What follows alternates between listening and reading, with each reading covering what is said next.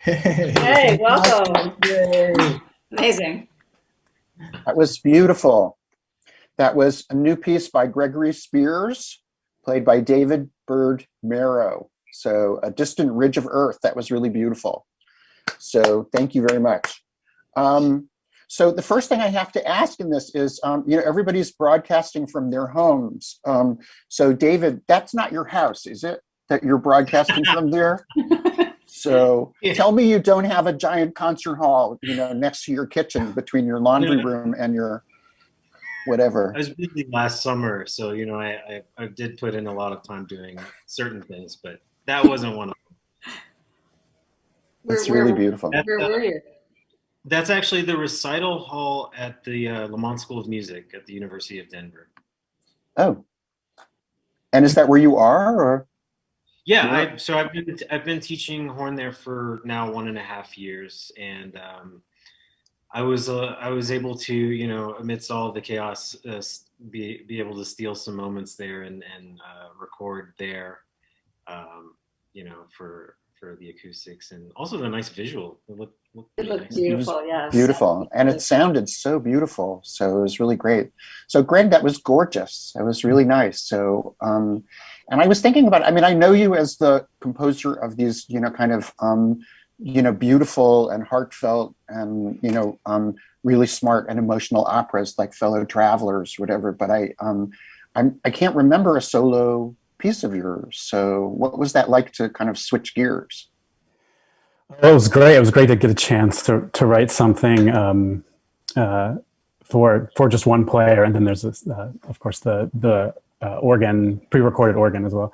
Well, you cheated a little bit, yeah. So That's right.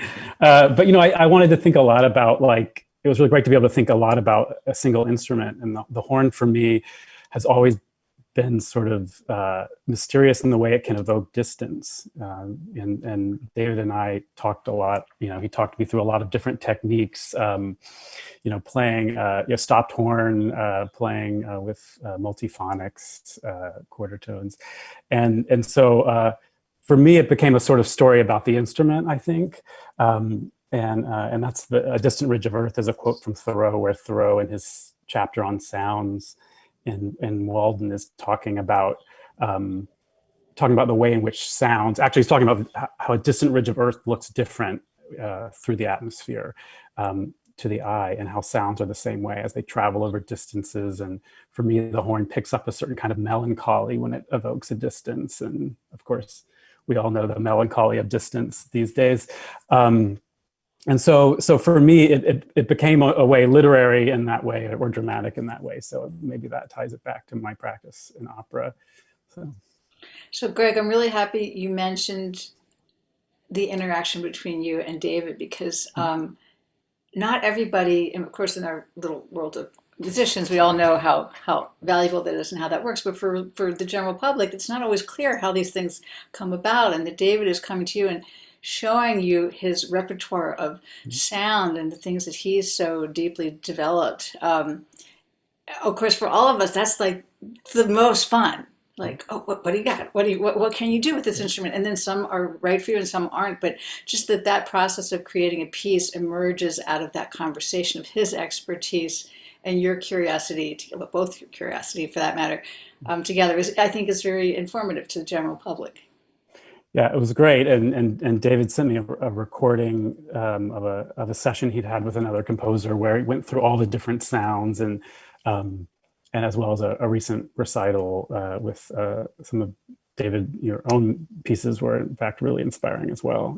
So yeah, that was great. I thought about that too, the distance of collaboration over thousands of miles, and the distance of the horn, and so yeah, it was great. And it was quick and fun to do something quickly, and you knew it was going to happen, and it's very gratifying. So thank you, and thank you, David, for gorgeous playing. Yeah, and, absolutely. and David, It you was you you really are you are somebody who makes your own music, and you do work with a lot of other composers. So how is it different working with somebody or working just with yourself? well. I think the main difference is, you know, I think there's still, even now, a lot of things that the horn can do that composers still aren't really aware of. You know, even in 2021. And I think, you know, a lot of my recent compositions have been sort of engaging that part of the things that we know as horn players we can do, but haven't really become commonplace or tools in the compositional tool belt. Mhm. And I'm just trying to now sort of like make what might seem weird a little bit more normal, and really fully, I don't know, give the horn more depth as an instrument, because you know it's simultaneously a silly sort of like mutant instrument, but then it's also really beautiful. I mean, we know how beautiful it can be, but it's got all these nooks and crannies and tricks that we can kind of do that are compositionally really effective and not really used that much. Um, you know, when I was working with Greg, I encouraged him. You know, he was asking for quarter tones, and I encouraged him to make those actually just pure harmonics that are lowered or raised.